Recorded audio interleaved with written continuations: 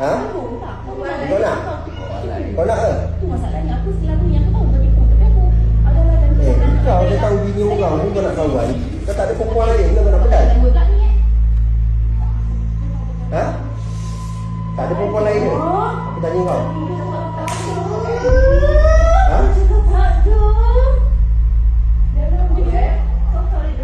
Masalahnya kenapa? Bodoh, kau tahu sekali memang bodoh. Kau punca. Dia pukul anak aku.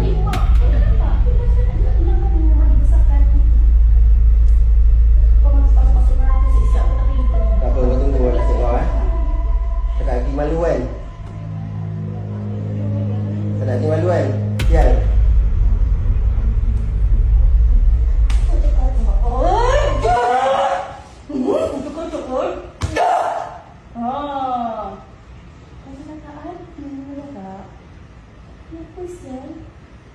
Kau lagi nak bohong lagi lah.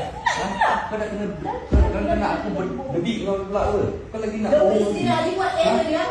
Kau lagi nak bohong lagi. Ima, aku tak dapat nak pukul si Haki dengan kau. Aku kerjakan beliau. Kau tarik rambut anakku. Kau tahu aku tu aku punya marah dengan Haki tu. Kau cakap apa? Hati tu pula aku bila masa Haki pukul aku.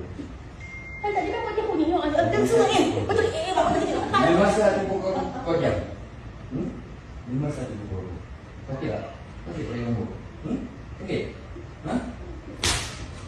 Okey. Aku sendiri tak pernah tarik rambut anakku. Kau faham? Kau siapa tarik rambut anakku? Kau siapa? Cubit. Kau cubit. Cubit. Eli. Kau cubit. Mana?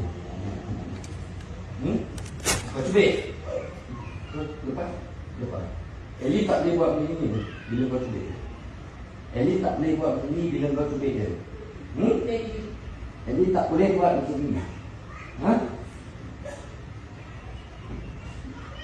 Dia nak sebut babi. Babi. Apa babi? Nak cakap babi. Aku nak buat dia tu. Saya tak nak Aku gini.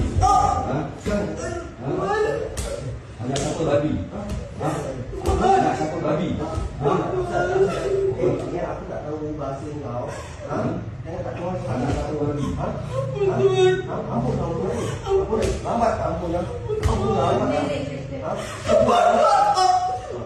Sakit. Budak-budak tu boleh cakap sakit. Aku dah lambat. Budak-budak tu boleh cakap sakit ke tak?